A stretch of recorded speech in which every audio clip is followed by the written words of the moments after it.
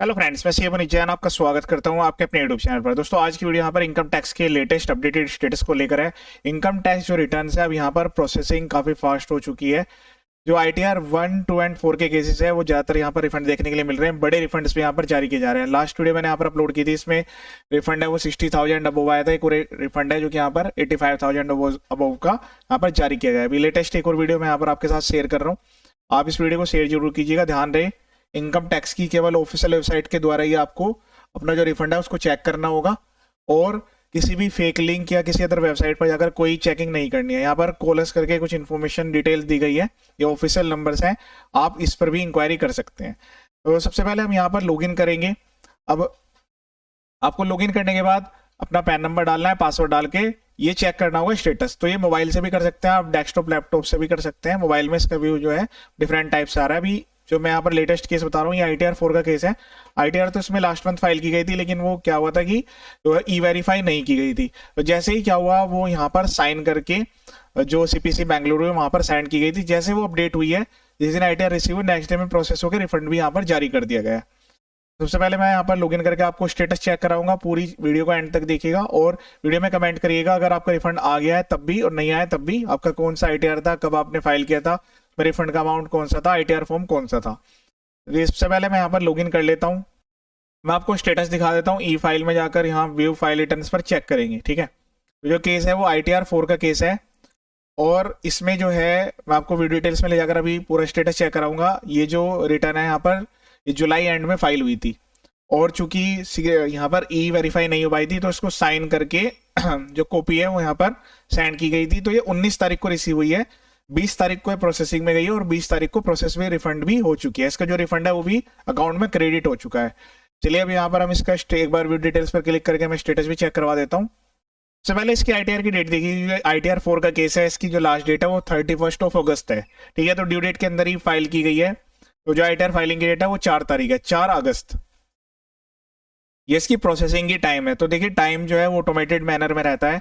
कोई earliest morning में भी हमने जो प्रीवियस वीडियो अपलोड किया है उसमें आपने देखा होगा कि काफी अर्ली मॉर्निंग में भी आईटीआर प्रोसेस हो रही है, कुछ यहाँ पर दिन में भी हो रही है, कुछ यहाँ पर शाम को भी हो रहा है, रात को भी आईटीआर प्रोसेसिंग है। तो ऑटोमेटेड मैनर है, मैनुअली कोई भी इंटरवेंशन इसमें नहीं रहता है। 20 अगस्त को 7:04 पे date of order, SMS, email सब कुछ आता है। ईमेल पर भी आप चेक कर सकते हैं।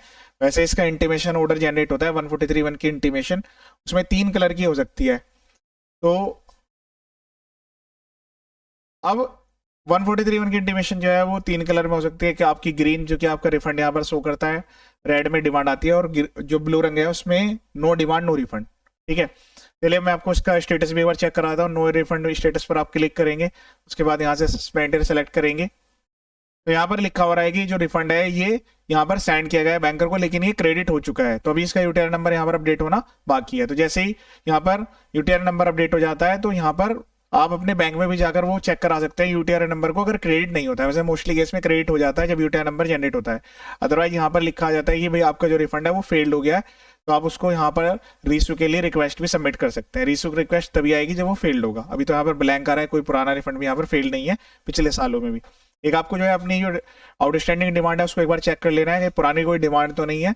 कई बार क्या होता है कि रिफंड जारी हुआ और वो डिमांड से एडजस्ट हो गया, आपके अकाउंट में क्रेडिट ही नहीं हुआ, तो उसमें भी एक्शन लेना जरूरी है। डिमांड कैसे रिमूव कर सकते हैं उसके लिए मैंने सेपरेट वीडियो अपने यूट्यूब चैनल पर अपलोड किया हुआ है, वो एक बार आप देख लीजिएगा। ठीक है, इसके अलावा यहाँ पर टैक्स क्रेडिट मिसमैच का एक ऑप्शन आता है, उसको भी आप एक बार वेरीफाई जरूर करें। यहाँ पर फुल्ली टैक्स मैच ये लिखा हुआ आपका आना चाहिए। ठीक है, एंड उसके बाद माई प्रोफाइल में जाकर मैं आपको बैंक अकाउंट भी एक बार चेक करा देता हूँ। कुछ डाटा यहाँ पर कॉन्फिडेंशियल है, उसको हाइड किया गया है। माई बैंक अकाउंट डिटेल्स, उसके बाद यहाँ पर आप देख रहे होंगे बैंक अकाउंट की प्रॉपर डिटेल्स आ रही है। 2 बैंक यहाँ पर ऐड है, एक तो properly validated and eligible for refund है। दूसरे अकाउंट में यहाँ पर क्या प्रॉब्लम है कि नेम मिसमैच है। तो अगर नेम मिसमैच रहता है तो उसमें वैल्यू लिखी रहती है 50 लाख रुपए तक की, लेकिन छोटे अमाउंट के रिफंड भी यहाँ पर जो प्रॉब्लम है वो क्रिएट कर सकते हैं। तो आपको उस चीज़ का ध्यान रखना होगा कि जो आपका बैंक अकाउंट है उसमें नेम और जो यहाँ पर पैन कार्ड में नेम है वो सेम होना चाहिए रिफंड के लिए। ठीक है, तो बस ये आपको सारे चेक्स यहाँ पर चेक करने होंगे। अगर ये मिसमैचिंग आ रही है तो बैंक में जाकर रीकेवाईसी कराएं, पैन कार्ड आधार कार्ड दोबारा से लिंक करा दें। उसके बाद यहाँ पर आपको क्लिक करना है 3 डॉट्स पर। 3 डॉट्स पर यहाँ क्लिक करने के बाद आप जो है दोबारा से रिवैलिडेट पर क्लिक करेंगे, फिर से ईमेल आईडी, मोबाइल नंबर, सब चीज़ें ओटीपी वेरीफाई करेंगे। और कुछ टाइम का वेट करना है, ये रिफ्रेश होगा और यहाँ पर लिखा जाएगा validated and eligible for refund. अगर ऐसा करने पे दोबारा नहीं आ रहा तो बैंक को रिमूव करके प्रॉपरली यहाँ से दोबारा से ऐड बैंक पर क्लिक करके बैंक को ऐड कर देंगे। कितने बैंक अकाउंट यहाँ पर ऐड करना जरूरी होता है, तो आप जो है मल्टीपल्स जो है बैंक अकाउंट्स भी ऐड कर सकते हैं। इसके अलावा आप जो है ग्रीवेंस भी सबमिट कर सकते हैं। तो यहाँ पर ग्रीवेंस में ऑप्शंस आते हैं, सीपीसी आईटीआर वाले में आपको जाना है। देन उसके बाद कैटेगरी, तो प्रोसेसिंग की कैटेगरी है अगर आईटीआर प्रोसेस नहीं हुई है। और क्योंकि सबकी इनकम का जो क्राइटेरिया है वो अलग अलग है तो टाइमिंग भी अलग अलग रह सकती है। आपको यहाँ से असेसमेंट सेलेक्ट करना है और उसके बाद यहाँ पर ग्रीवेंस लिख देना है, कब आपने आईटीआर फाइल की थी। 3000 कैरेक्टर्स की यहाँ पर है, कितना अमाउंट का आपका रिफंड था, वो जो प्रोसेसिंग है वो यहाँ पर क्यों यहाँ पर अभी तक प्रोसेस नहीं हुई है, तो उसके रिगार्डिंग जो ग्रीवेंस है उसका रेजुलेशन भी आपको मिलता है। यहाँ पर ये ऑप्शन में अपडेट हो जाता है व्यू ग्रीवेंस पे क्लिक करके। यहाँ पर अटैचमेंट की कोई रिक्वायरमेंट नहीं है, मैंडेटरी, आप चाहें तो आईटीआर की कॉपी अटैच कर सकते हैं। दूसरा यहाँ पर ये तो प्रोसेसिंग के रिगार्डिंग है, यहाँ पर डिमांड के रिगार्डिंग भी है, अगर किसी की डिमांड गलत तरीके से ओपनिंग है। इसके अलावा रिफंड की भी यहाँ पर कैटेगरी दी गई है, तो रिफंड में तो अलग अलग केस है, जैसे कि इंटीमेशन आ गया है लेकिन अभी तक रिफंड नहीं आया है, कोई अदर ऑप्शन भी यहाँ पर दिया गया है, तो इसमें भी आप ग्रीवेंस सबमिट कर सकते हैं। ध्यान है अगर किसी पर्सन ने अपनी आईटीआर को गलत फाइल कर दिया है तो वो आईटीआर रिवाइज भी कर सकते हैं। रिवाइज करने में कोई लेट फीस आपकी नहीं लगती है। अगर गलत फॉर्म भर दिया है तो भी रिवाइज हो सकते हैं। कोई इनकम या एक्सपेंस गलत दिखा दिया तो भी आपको करेक्ट इनकम दिखाते हुए सही आईटीआर को फाइल करना है। हो सकता है आपका भी रिफंड भी आ जाए, बाद में नोटिस आएगा तो फिर हैवी टैक्स इंटरेस्ट पेनल्टी लग जाती है।